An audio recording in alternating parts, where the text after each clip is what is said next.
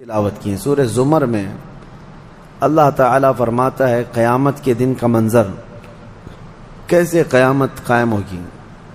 وَنُفِخَ فِي الصُّورِ فَصَعِقَ مَنْ فِي السَّمَاوَاتِ وَمَنْ فِي الْأَرْضِ إِلَّا مَنْ شَاءَ اللَّهُ، سور پھونکی جائے گی۔ ہوگا یہ کہ ایک وقت آئے گا اس کا جب دنیا اینڈ ہونے والی، ختم ہونے والی۔ سائنس بھی آج اس بات کو تسلیم کر رہا ہے کہ یہ جو سولار سسٹم ہے اس کی ایک عمر ہے، اس کی ایک ایج ہے، اس کے بعد یہ ختم ہونے کے قریب آئے گا۔ تارے اپنی اپنی عمر مکمل کر کے بلیک ہولز میں جا رہے ہیں۔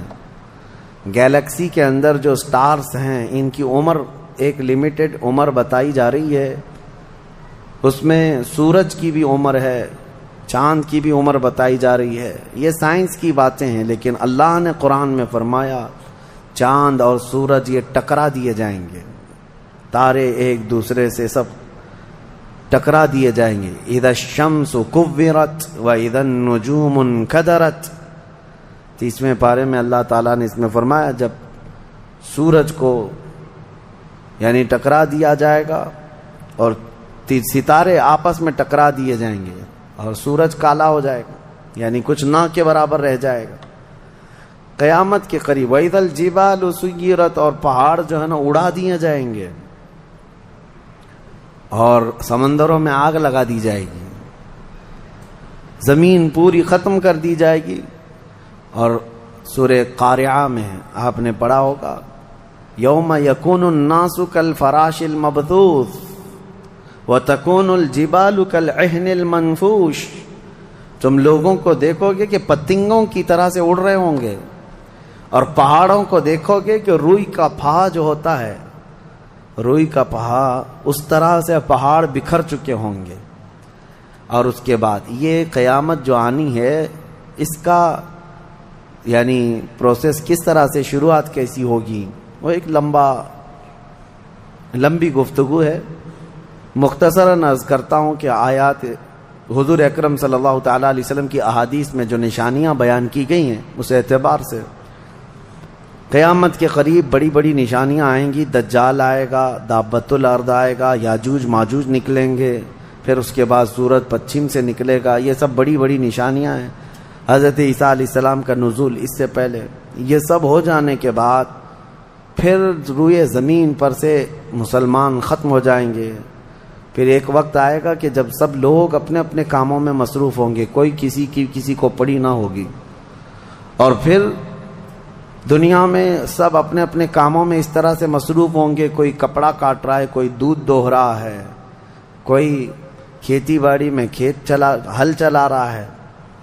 اللہ تعالیٰ قرآن میں فرماتا ہے کہ تم دیکھو گے ان زلزلۃ الساعۃ شیء عظیم یوم ترونھا تذہل کل مرضعۃ عما ارضعت وتضع کل ذات حمل حملھا، اچانک ایک سور کی آواز آئے گی۔ وہی سور آج ہم نے تلاوت میں پڑھا ہے۔ اسرافیل علیہ السلام اللہ کے ایک فرشتے ہیں، ایک باجے کی شکل کی چیز وہ لے کر کھڑے ہیں، وہ بجانا شروع کریں گے۔ شروع میں دھیمی دھیمی آواز آئے گی اور یہ آواز بڑھتی چلی جائے گی، یہاں تک کہ یہ آواز اتنی سخت ہو جائے گی کہ جو جہاں تھا وہیں کھڑا رہ جائے گا۔ کپڑا کاٹ رہا تھا اس کے ہاتھ سے کینچی گر گئی، جو کھیتی باڑی کر رہا تھا، ہل چلا رہا تھا، وہ وہیں کا وہیں رک جائے گا۔ دودھ دوہنے والا اس کا ہاتھ ویسے ہی رہ جائے گا، یہاں تک کہ حاملہ عورتوں کے پیٹ سے بچہ نکل کر گر جائے گا، جو عورتیں حمل سے ہوں گی۔ اور اس کے بعد پھر ایسی غشی، پھر سب پر موت طاری ہوگی اور زلزلے آئیں گے اور پوری زمین کو ہلا کر کے ختم کر دیا جائے گا۔ یہ قیامت ہے، یہ قیامت ہے۔ سور پھونکنے پر سارے انسان جتنے روئے زمین پر ہیں سب کے سب ختم ہو جائیں گے۔ اس کے بعد اللہ تعالیٰ فرماتا ہے ثم نفخ فیہ اخری، پھر دوسری بار سور پھونکنے کا حکم ہوگا۔ لیکن کیسے؟ سور جب حضرت اسرافیل علیہ السلام پھونکیں گے، پہلے انسانوں کی موت، پھر یہاں پر جتنی مخلوقات ہیں، جنات ہیں، جانور ہیں، سب کی موت، چرند پرند تو چھوڑے، نباتات، یہ پیڑ پودوں میں کی جان ختم۔ چاند سورج کو جب ختم کر دیا گیا تو پھر کوئی چیز ہی نہیں، ستارے، چاند، سورج سب بلکہ اللہ تعالیٰ کے جتنے ملائکہ ہیں، جبرائیل امین علیہ السلام سے لے کر دوسرے ایک فرشتے تک، سارے ملائکہ کو بھی موت آئے گی، سب موت کے شکار ہوں گے، اور سارے جب انتقال کر جائیں گے تو پھر بچتا کون ہے؟ صرف حضرت اسرافیل علیہ السلام، جنہوں نے سور پھونکا۔ اب ان کو سور پھونکنے کا حکم جو تھا وہ کہا جائے گا روک دو اب۔ پھر اللہ تعالی حضرت اسرافیل علیہ السلام کو بھی موت طاری کرے گا، اور روح نکالنے والا فرشتہ کون ہے؟ ملک الموت اسرائیل علیہ السلام۔ اب تک یہ سب کی روح نکال چکے ہوں گے، اور پھر اللہ تعالیٰ اسرائیل علیہ السلام کی بھی روح نکال دے گا۔ اسرائیل جو سب کی روح نکالتے ہیں، ان کو بھی موت ہے، ان کو بھی موت ہے۔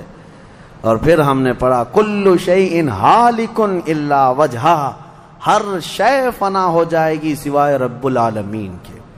کل من علیہا فان ویبقى وجہ ربک ذو الجلال والاکرام، جو کچھ بھی ہے سب فنا ہو جائے گا، تمہارے رب کی ذات صرف باقی رہے گی، کوئی نہیں باقی رہے گا۔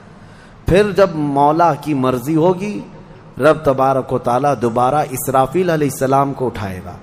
اسرافیل علیہ السلام دوبارہ اٹھیں گے، اور پھر ان سے کہا جائے گا دوبارہ سور پھونکو، پھر سے پھونکو۔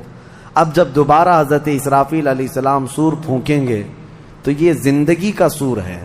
پہلے والا یہ نفخہ اولا اس کو کہتے ہیں، وہ موت کا تھا، اور نفخہ ثانیہ حیات کا ہے، زندگی کا ہے۔ اب رب تعالیٰ نے جو وعدہ فرمایا تھا کہ ہم تمہیں موت کے بعد دوبارہ اٹھائیں گے، یہ وعدہ اس وقت پورا ہوگا۔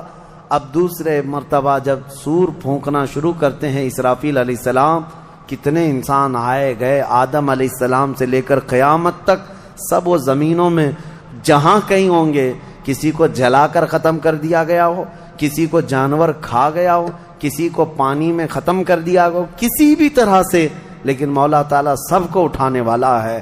لیکن فرمایا حدیث پاک میں ہے کہ یہ دوسری سور پھونکنے کے بعد سب سے پہلے روئے زمین پر جو اٹھیں گے وہ محمد الرسول اللہ کی ذات۔ میرے آقا صلی اللہ تعالیٰ علیہ وسلم فرماتے ہیں میں اپنی قبر سے اٹھوں گا سب سے پہلے، اور محشر کے میدان کی طرف جو حضور جائیں گے تو فرماتے ہیں حضور صلی اللہ علیہ وسلم اٹھیں گے، ان کے بعد ابو بکر صدیق، ان کے بعد عمر فاروق رضی اللہ تعالیٰ عنہ، پھر ساری کائنات کو اللہ اٹھائے گا۔ اور جب رسول کریم صلی اللہ تعالیٰ علیہ وسلم فرماتے ہیں میں میدان قیامت میں اس حال میں آؤں گا کہ میرا ایک ہاتھ ابو بکر کے کندھے پر ہوگا، دوسرا عمر ابن خطاب کے کندھے پر ہوگا۔ یقیناً وہ اس دن کے دولہا ہیں۔ قیامت کا منظر ہے جب رسول کریم صلی اللہ تعالیٰ علیہ وسلم تشریف لائیں، اور اس کے بعد رب تعالیٰ نے فرمایا، سورہ زمر میں 2 آیتیں آئی ہیں، وَسِيقَ الَّذِينَ كَفَرُوا إِلَى جَهَنَّمَ زُمَرًا، اب جو کفار تھے ان سب کو کھینچ کر کے لایا جائے گا میدان قیامت میں۔ پہلے تو میں آپ کو بتا دوں پوری تفصیلات قیامت کے میدان میں، اس کے بعد ان آیتوں کی تفسیر پر آتا ہوں۔ پھر جب سب کو اٹھا دیا گیا تو ایک زمین ہوگی، اب وہ زمین کہاں ہوگی وہ اللہ بہتر جانتا ہے کس جگہ، کیونکہ یہ زمین ہے ہی نہیں، یہ آسمان ہے ہی نہیں، تو پھر اس وقت بنے گا کیا یہ اللہ ہی بہتر جانے۔ کہاں بنے گا، کس طرح بنے گا، اس میں ہم نہ سوچ سکتے ہیں نہ مثال دے سکتے ہیں۔ اب آپ مجھے بتاؤ، یہ جو زمین جس پہ آپ بیٹھے ہیں یہ ختم ہونے والی، کیا رہے گا نیچے؟ آسمان جو دکھ رہا ہے یہ بھی ختم ہونے والا ہے، پھر کیا رہے گا اوپر ہمیں نہیں معلوم، لیکن اللہ کریم ایک زمین بنائے گا جس کے متعلق کہا گیا وہ تانبے اور پیتل سے بنی ہوئی ہوگی، یہ مٹی والی زمین نہیں۔ اور پھر اس کے بعد سورج کو پھر دوبارہ زندہ کیا جائے گا، اور سورج کو سب کے سروں پر لا کر کھڑا کر دیا جائے گا۔ اب وہ زمین اور جس میں سارے انسانوں کو جمع کر دیا گیا ہے، آپ اندازہ کریں وہ زمین میں نہ کوئی عمارت ہوگی نہ درخت ہوگا، وہ بالکل فلیٹ زمین ہے، صرف میدان ہی میدان ہے۔ ایسا نہیں ہے کہ یہاں پر کوئی میدان اور تھوڑی دور کے بعد کوئی عمارت دکھے گی یا کوئی درخت دکھے گا یا کوئی پہاڑ، نہیں، کچھ نہیں، صرف سیدھی زمین۔ اسی لیے کہ وہاں تم 500 سال بھی اس میدان میں بھاگتے رہو گے تو سائے کے لیے ایک پتا بھی نہیں ملے گا، ایک پتا بھی نہیں، کہاں سایہ حاصل کر سکو۔ لیکن کچھ خوش نصیبوں کے لیے اللہ نے فرمایا کہ عرش کا سایہ انہیں اللہ عطا فرمائے گا۔ وہ کون لوگ ہیں؟ ان میں کئی لوگ ہیں، جس میں سے ایک ہی میں بتاتا ہوں، رجل تعلق قلبہ بالمساجد، وہ ایسا آدمی جس کا دل مسجدوں میں لگا ہوا ہے، قیامت کے دن اسے اللہ عرش کا سایہ عطا فرمائے گا۔ آپ کی نماز ہو گئی، بیٹھے کیوں ہیں؟ نماز ہو گئی، نماز کے بعد چلے جانا چاہیے، لیکن تمہارا دل مسجد میں لگا ہوا ہے۔ انہی لوگوں کی فضیلت میں ہے جب قیامت کے دن کوئی سایہ نہ ہوگا، ان لوگوں کے لیے اللہ عرش کا سایہ عطا کرے گا۔ اب یہ جو سارے لوگ جمع ہوں گے، کسی کو کچھ پتا نہیں کہ ہونا کیا ہے، کسی کو نہیں پتا کہ کیا ہونا ہے، نفسا نفسی کا عالم ہے اور سب ایک دوسرے کو تک رہے ہیں۔ اب یہی مسئلہ ہے کہ سارے لوگ وہاں پہ کفار بھی ہوں گے، مشرکین بھی ہوں گے، جتنی امتیں پہلے آئی تھی وہ بھی ہیں، انبیاء بھی ہیں، اولیاء بھی ہیں، صلحاء بھی ہیں، صحابہ بھی ہیں، علماء بھی ہیں، سب ہیں، لیکن کسی کو کچھ سوچتا نہیں کہ کیا کیا جائے۔ یہی بے خبری سے پوری مخلوق جو ہے انبیاء کے پاس جاتی ہے۔ انبیاء میں سب سے پہلے ابو البشر سیدنا آدم علیہ السلام سے کہتے ہیں سارے لوگ، آپ تو ہم سب کے باپ ہیں، ہمارے لیے اللہ کی بارگاہ میں سفارش کریں کہ کچھ ہمارے متعلق کیا حکم ہے وہ پتہ چل جائے، ہمیں کہاں جانا ہے، جنت میں یا دوزخ میں، یہ ابھی پتہ چل جائے، حساب بھی نہیں شروع ہو رہا ہے۔ تو آدم علیہ السلام نے فرمایا، وہ فرمائیں گے کہ اے لوگو جاؤ، اس لیے کہ مجھے ڈر ہے اللہ کریم کی بارگاہ میں نے جنت میں وہ ممنوع شجر کا جو پھل کھا لیا تھا، مجھے آج بھی اس کا احساس ہے کہ کہیں رب تبارک و تعالیٰ مجھے اس پر عتاب نہ فرما دے، جاؤ کسی اور کے پاس۔ جتنے نبیوں کے پاس یہ قوم جاتی تھی وہ انبیاء کرام یہ کہتے آج ہمیں خوف ہے اللہ کریم کی بارگاہ میں، وہ قہار ہے، وہ جبار ہے۔ اور میں نے آج ایک آیت یہ بھی پڑھی ہے سورہ مومن میں، اللہ نے فرمایا لمن الملک اليوم، اس دن یہ آواز آئے گی آج کی بادشاہت کس کی ہے، آج کی بادشاہت کس کی ہے؟ پھر اللہ خود فرمائے گا للہ الواحد القہار، ایک قہر کرنے والے خدا کی آج بادشاہت ہے۔ اس دن صرف اس کی سلطنت ہوگی، صرف اس کی حکومت ہے۔ انبیاء، ملائکہ سب ڈرے ہوئے ہیں، پتہ نہیں برسوں یہ قوم گھومتی رہے گی مخلوق۔ عیسیٰ علیہ السلام فرمائیں گے کہ اے لوگو جاؤ محمد الرسول اللہ کے پاس، آج وہ تمہاری سنیں گے اور اللہ ان کی سنے گا۔ پوری مخلوق جب نبی کریم صلی اللہ علیہ وسلم کے پاس آتی ہے تو نبی پاک صلی اللہ تعالی علیہ وسلم فرماتے ہاں میں اسی کے انتظار میں ہوں۔ پھر حضور صلی اللہ علیہ وسلم سجدے میں گرتے ہیں اور اللہ کو منانے لگتے ہیں کہ مولا ہے تو تیرے بندے، تو حساب تو شروع فرما۔ اس کو کہتے ہیں شفاعت کبریٰ۔ یہ کیا ہے؟ شفاعت کبریٰ، بڑی شفاعت، یہ سب کے لیے، کافروں کے لیے، مشرکوں کے لیے، سب کے لیے۔ یعنی حضور کی پہلی شفاعت کس کام کی تھی؟ کہ اللہ حساب تو شروع کرے، یہ شفاعت کبریٰ ہے، حساب شروع کرے مولا تعالی۔ ساری انسانیت کے لیے حضور جب سجدے میں گرتے ہیں اللہ کریم فرماتا ہے ارفع رأسک یا محمد۔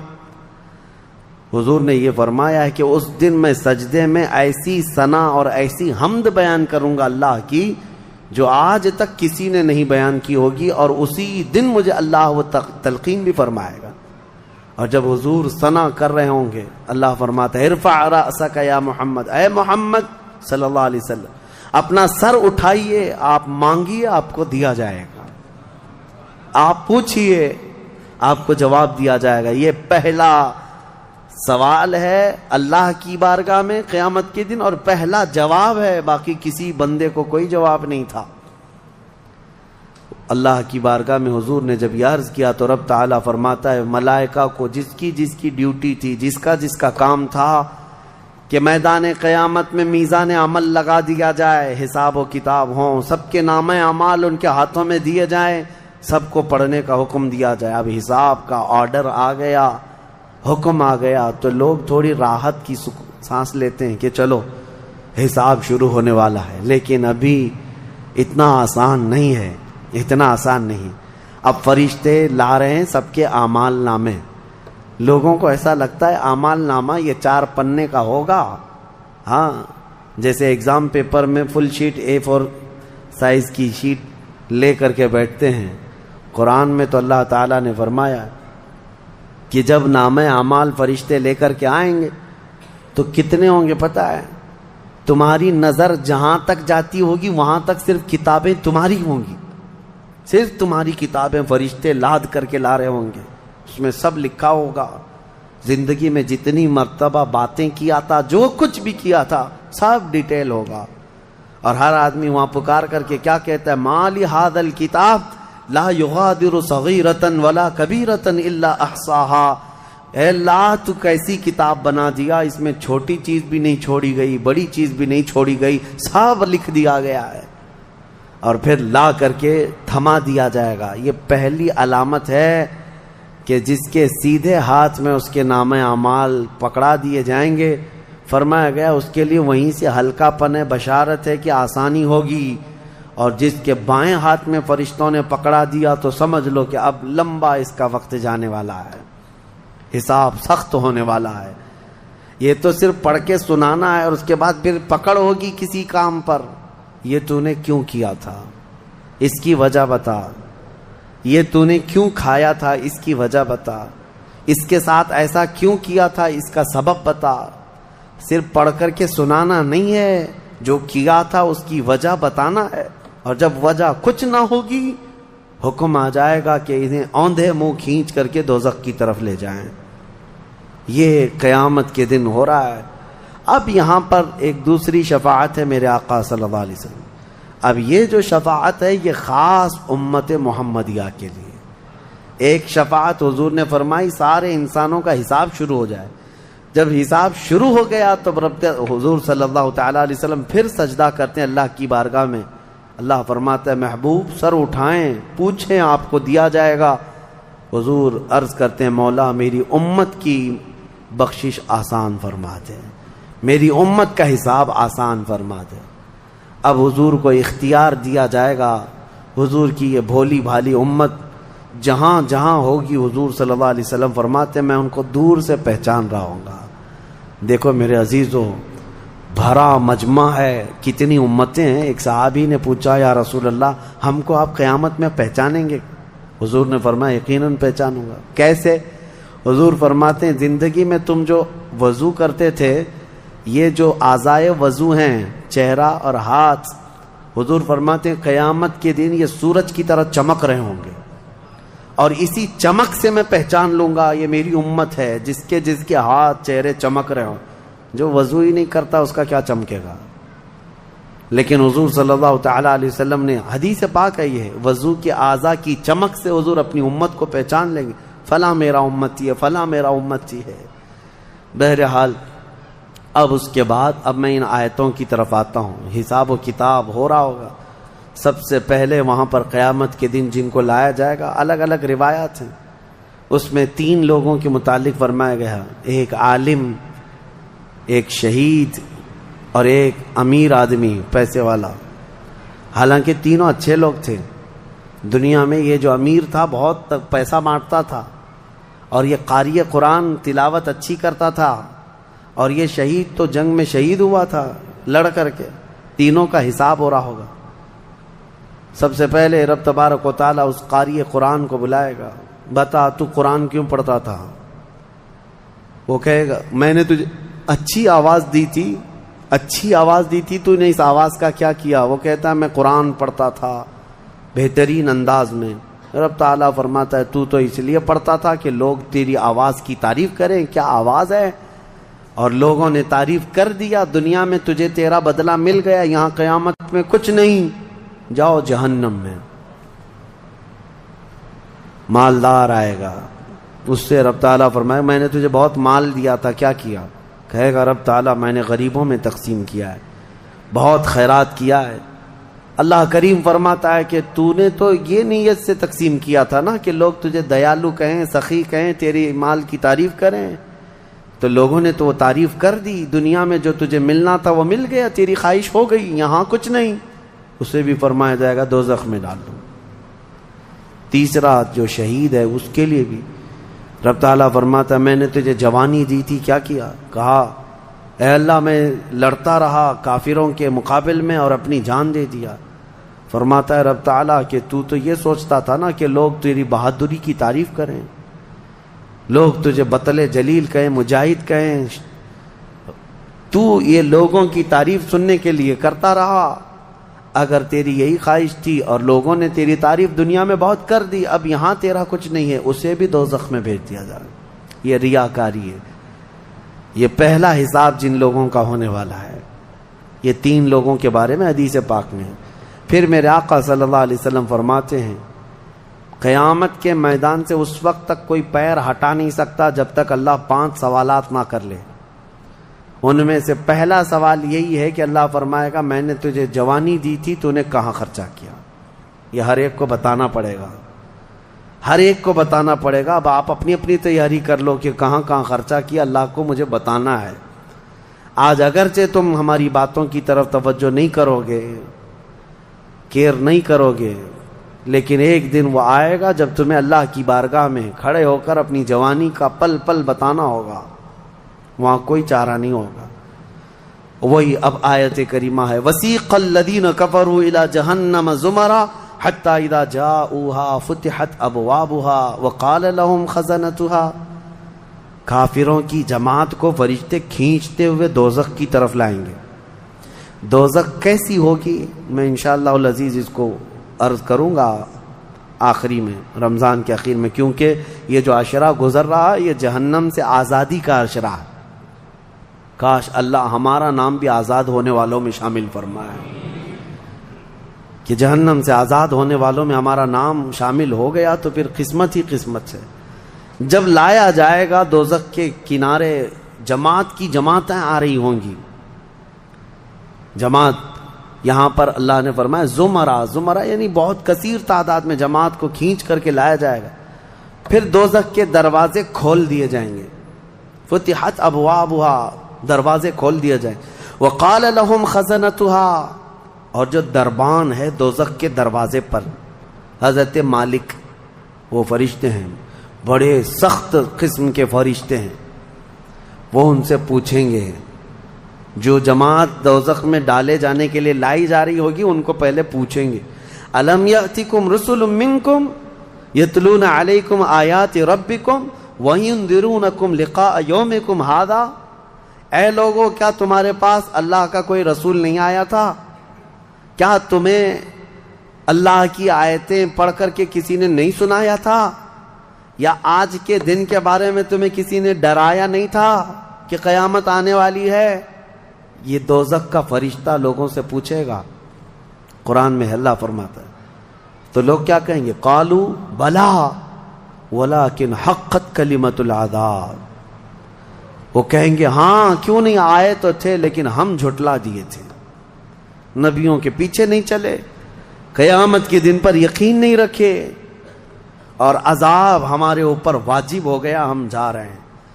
قیل ادخلوا ابواب جہنم خالدین فیہا، ان سے کہا جائے گا ادخلوا ابواب جہنم، داخل ہو جاؤ جہنم کے دروازوں میں، خالدین فیہا، ہمیشہ تم رہو گے یہاں پر۔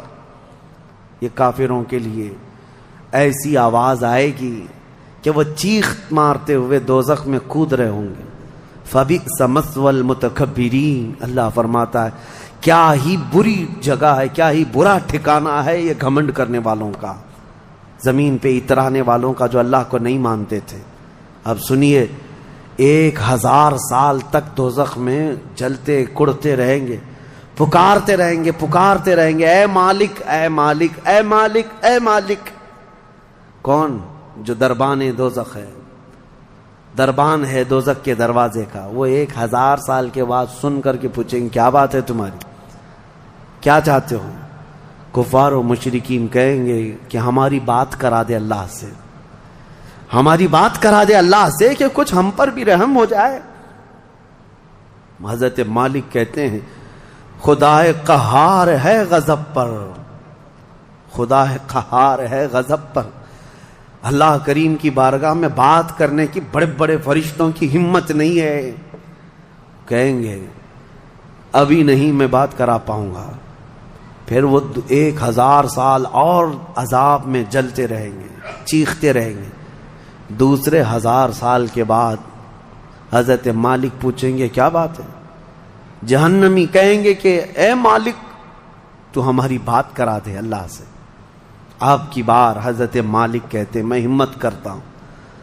اللہ قدیر و جبار کی بارگاہ میں عرض کرتے مولا جتنے بھی دوزخ میں جا چکے وہ تجھے فریاد کر رہے ہیں، وہ تجھ سے بات کرنا چاہتے ہیں۔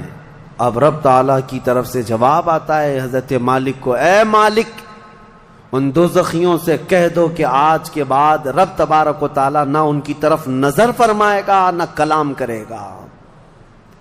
لا یکلمہم اللہ یوم القیامت ولا ینظر الیہم، ان کی طرف رب تعالیٰ دیکھنا بھی نہیں چاہتا۔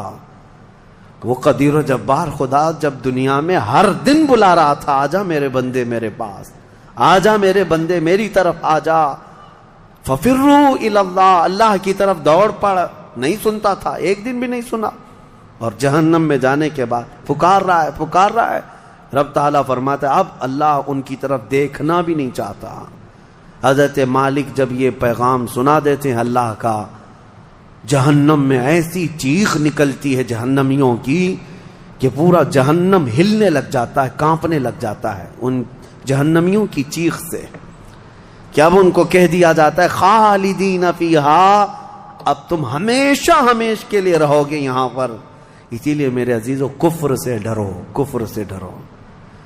گناہ کرنے کے بعد معافی ہے لیکن کفر کی معافی نہیں۔ اسی لیے اولیاء امت ڈرا کرتے تھے کہ کہیں موت سے پہلے ایمان چلا گیا، کفر پر موت ہو گئی تو کیا ہوگا؟ پھر ہمیشہ ہمیشہ کے لیے دوزخ میں جانا پڑے گا، نہ وہاں کسی کی سفارش ہوگی نہ کوئی شفاعت ہوگی۔ شفاعت اور سفارش گنہگاروں کے لیے ہے، کافروں اور مشرکین کے لیے نہیں۔ قرآن میں اللہ نے فرمایا ان اللہ لا یغفر ان یشرک بہ ویغفر ما دون ذلک لمن یشاء، بے شک اللہ تعالیٰ اس کے ساتھ کیے ہوئے شرک کو اور کفر کو ہرگز معاف نہیں کرے گا، اور اس کے علاوہ جو کچھ بھی کیا ہے اللہ سب معاف کرے گا، کفر کو اور شرک کو معاف نہیں کرے گا۔ اب سنیے دوسری آیت ہے وَسِيقَ الَّذِينَ اتَّقَوْا رَبَّهُمْ إِلَى الْجَنَّةِ زُمَرًا، اس میدان قیامت میں کچھ وہ جماعتیں بھی ہیں جو دنیا میں تقوی حاصل کر چکی تھی، فرمان خدا پر چلتی تھیں، ان کی نمازیں ٹھیک تھی، اللہ سے ڈرتے تھے، اپنی راتیں وہ رو رو کر گزارتے تھے، مولا کو پکارتے تھے۔ وہاں قیامت کے دن اللہ اللہ ان کے حال یہ ہیں کہ ان کا استقبال ہو رہا ہوگا، فرشتے ان کو سجا کر کے لا رہے ہوں گے، اور وہ بھی جماعت جماعت کے ساتھ جا رہے ہوں گے جنت کی طرف۔ تو جیسی وہ پہنچیں گے فتحت ابوابھا، قرآن میں ہے 7 دروازے جنت کے ان کے لیے کھول دیے جائیں گے۔ یہ پرہیزگار لوگ ہیں، یہ تقوی والے لوگ ہیں۔ جیسے ہی جنت کے دروازے کھلیں گے وقال لهم خزنتها، وہاں پر بھی دربان ہے ایک، جنت کے دروازوں کا دربان وہ حضرت رضوان ہے علیہ السلام، وہ فرشتہ وہاں پر ہے، جنت کے دربان ہے۔ جیسے ہی یہ جماعتیں قریب پہنچیں گی دروازوں کے، کیا کہے گا دربان جنت؟ وقال لهم خزنتها سلام علیکم طبتم، مبارک ہو، اللہ کی سلامتی ہو تم کو۔ یہ جو ہم سلام کرتے ہیں نا السلام علیکم، یہ جنتی سلام ہے۔ یہ دربان جنت جو داروغہ ہے جنت کے دروازوں کا، وہ سلام کرے گا فرشتہ جو آ رہے ہیں جنت میں، سلام علیکم طبتم، مبارک ہو، خوش آمدید، اللہ کی سلامتی ہو، فادخلوها، آ جاؤ جنت میں داخل ہو جاؤ، خالدین، ہمیشہ کے لیے، اب تم بھی یہاں سے نہیں جاؤ گے۔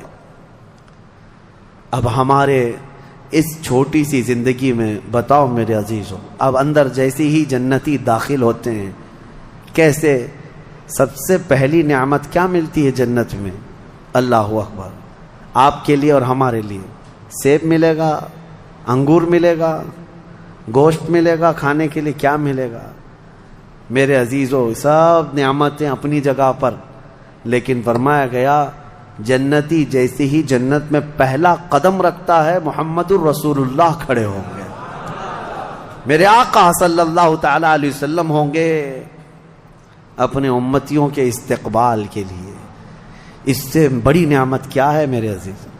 جنت میں داخل ہو جانے کے بعد اب سورہ واقعہ جب آپ پڑھیں گے تو جنت کا اس میں تذکرہ ہے۔ اللہ نے فرمایا ثلۃ من الاولین وقلیل من الآخرین علی سرر موضونۃ متکئین علیہا متقابلین۔ وہاں دیوان لگائے ہوں گے، بڑے بڑے محلات ہوں گے جن کی ایک اینٹ سونے کی، ایک اینٹ چاندی کی بنائی ہوگی، پورے زمین پر جو گھاس ہوگی وہ زعفران سے بھی زیادہ ملائم۔ اور اللہ نے کتنی جگہ قرآن میں فرمایا جنات تجری من تحتها الانہار، ایسے باغیچے جن میں نہریں بہ رہی ہوں گی، اور ایسی نہریں جن کا پانی دودھ کی طرح سفید، شہد سے زیادہ میٹھا اور ٹھنڈا، یہ ٹھنڈے میٹھے پانی کی نہریں جس کو کوثر اور سلسبیل کہا گیا ہے، یہ جنت کے باغیچوں سے ہو کر گزر رہی ہوں گی۔ جنتی جتنے بھی ہوں گے وہاں پر وہ نہروں کے قریب بیٹھے ہوں گے، ان کے چہرے اتنے چمک رہے ہوں گے، وجوہ یومئذ ناظرہ، ایسے چمک رہے ہوں گے، دمک رہے ہوں گے، 14ویں کا چاند ان کے چہروں کے سامنے پھیکا ہوگا۔ یہ جنتیوں کے چہرے ہوں گے، اور وہ اپنے جب جنتی محل میں جائیں گے، ایک محل سامنے ہوگا، دوسرا محل ادھر ہوگا، آمنے سامنے جنتی باتیں کرتے ہوئے بیٹھیں گے۔ یہ قرآن پاک میں اللہ نے فرمایا ان کی خدمت کے لیے غلمان، لڑکے بھی ہوں گے، حوران جنت، وہ جنتیوں کی خدمت کے لیے ان کی بیویاں وہاں پر بنائی جائیں گی، وہ اتنی حسین و جمیل خوبصورت ہیں کہ جنتی کے لیے آج تک نہ ویسی خوبصورتی یا حسن دنیا میں کسی نے سنا ہے نہ دیکھا۔ یہ حوران جنت ہر جنتی کو دی جائیں گی۔ اب اس کے بعد جنت میں پہنچ جانے کے بعد تمہارے لیے کیا نہیں ہوگا؟ ایک طبقہ انبیاء کا ہے، ایک طبقہ جنت میں اولیاء کا ہے، ایک طبقہ شہداء کا ہے، ایک طبقہ صدیقین کا ہے، اور پھر جنتی کے لیے قرآن میں ہے جو وہ خواہش کرے گا فرشتے فوراً اس کے لیے وہ حاضر کریں گے۔ جو چیز کی خواہش کرے گا، جس دن تمہاری وہاں خواہش ہوگی کہ مجھے یہاں غریب نواز کا دربار دیکھنا ہے، جنت میں غوث پاک کہاں ہے وہاں جانا ہے، صحابہ میں خلفائے راشدین کہاں ہیں وہاں جانا ہے، انبیاء اکرام کہاں ہیں، شہداء و صالحین کہاں ہیں وہاں جانا ہے۔ جنتی گھوم رہا ہوگا، اور کیا ہی بہتر ہوگا جنتی جب یہ خواہش کرے گا مجھے محمد الرسول اللہ کے محل میں جانا ہے، وہاں بھی اسے پہنچایا جائے گا۔ وہ ہر ایک بڑے سے بڑے انبیاء، صالحین، شہداء اور رسولان اعظام کے ہاں جاتا رہے گا، آتا رہے گا، جاتا رہے گا، آتا رہے گا۔ جنت کی نعمتیں اس کی ختم نہیں ہوں گی، یہاں تک کہ اللہ کریم فرمائے گا حوران جنت کو یہ میرے وہ بندے ہیں جو صرف میری حمد سنتے تھے دنیا میں، اے حوران جنت تم اپنی میٹھی آواز میں اب میری حمد ان کو یہاں سناؤ۔ 100 سال تک وہ حوران جنت انہیں حمد سناتی رہیں گی۔ پھر جنتیوں سے اللہ پوچھے گا پیٹ بھر گیا؟ وہ جنتی کہیں گے مولا اور تیری تعریف سننے کا دل کرتا ہے۔